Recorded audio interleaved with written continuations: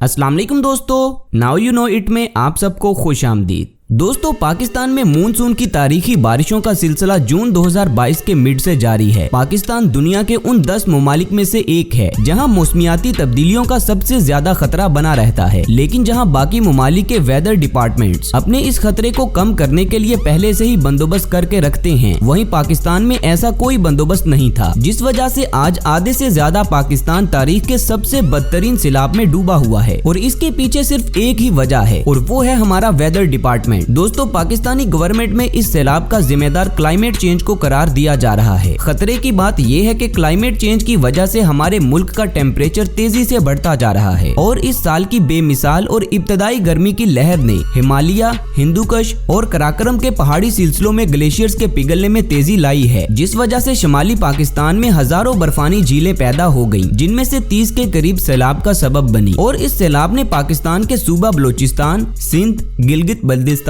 पंजाब, आजाद जम्मू कश्मीर और खैबर पख्तूनख्वा को बुरी तरह से मुतासिर किया है। दोस्तों, ऐसे सैलाब को फ्लैश फ्लड कहा जाता है, जो कि ग्लेशियर्स के पिघलने की वजह से आता है। एक अंदाजे के मुताबिक पाकिस्तान में 7000 से भी ज्यादा ग्लेशियर्स मौजूद हैं। अगर वक्त रहते क्लाइमेट चेंज को कंट्रोल ना किया गया तो इन ग्लेशियर्स की तेजी से पिघलने का खदशा है। खैर दोस्तों, हम आपको बताते चलें कि गुज़श्ता चंद हफ्तों के दौरान 30 मिलियन से भी ज्यादा अफराद सैलाब की जद में आ चुके हैं। इस खतरनाक आफत ने लाखों अफराद को बेघर कर दिया है। सोशल मीडिया पर गर्दिश करने वाली वीडियोस में देखा जा सकता है कि होटल, लिंक रोड्स, ब्रिजेस, मकानात, हस्पताल और दीगर बिल्डिंग्स भी मुकम्मल तौर पर इस पानी में बह रही हैं, जबकि लोग छत की तलाश में इधर उधर भटकते हुए नजर आ रहे हैं। बलोचिस्तान का मुल्क के बाकी हिस्सों से राब्ता मुनक़ता हो चुका है। सूबे में सैलाब की वजह से कई पुल और मवासलाती सड़कें बह चुकी हैं। तबाहकुन बारिशों ने न सिर्फ सड़कों को नुकसान पहुँचाया है, बल्कि शहर में जमीनी राब्ता भी मुनक़ता कर दिया है, बल्कि इंटरनेट और मोबाइल नेटवर्क की बंदिश का भी सबब बना है। सैलाब ज़दा इलाकों में क्या हालात और लोगों को क्या तकलीफें आई हैं, आइए इस वीडियो में जानते हैं।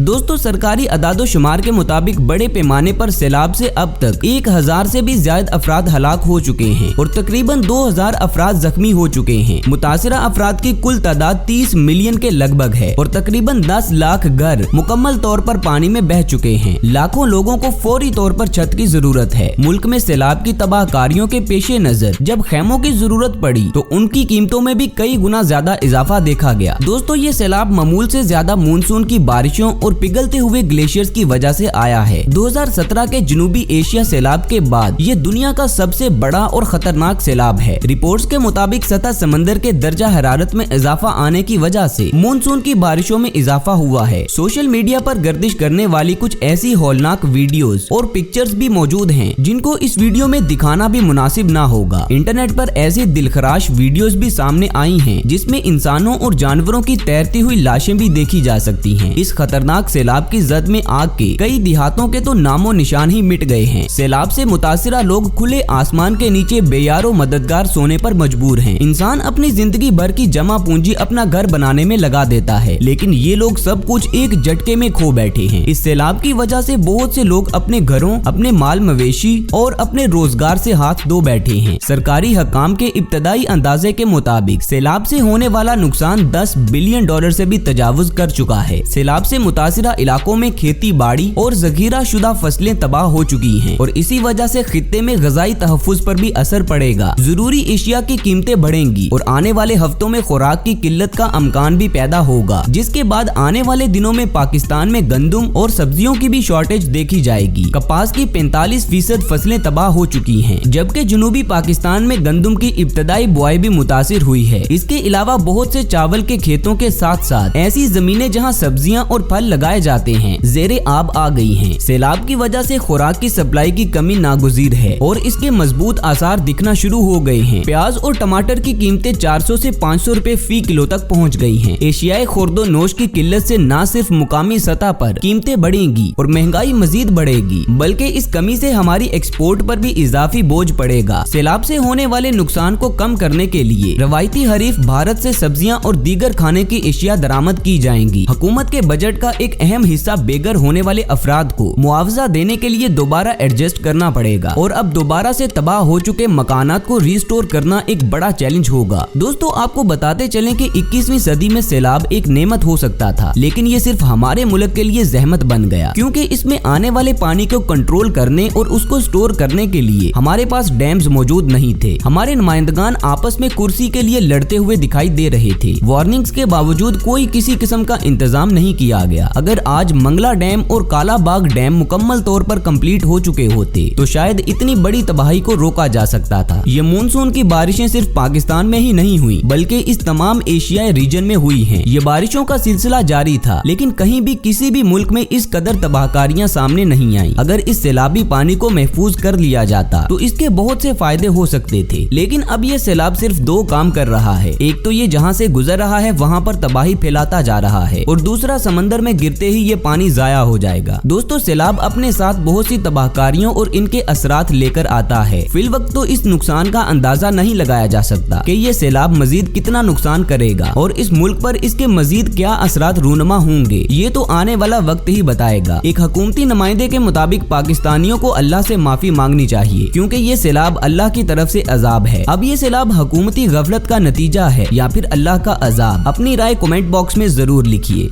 दोस्तों, मुसीबत से घिरे अपने भाइयों के लिए जो अपने घरों से बेघर हो चुके हैं और खुले आसमान के नीचे जिंदगी गुजारने पर मजबूर हैं, उनको अपनी दुआओं में जरूर याद रखिए और जितना हो सके उनकी मदद जरूर करें। आप सब अपना बहुत ख्याल रखें। अल्लाह हम सबको अपने हिफ्ज़ो अमान में रखे। आमीन। अब हमें दीजिए इजाजत। अल्लाह हाफिज।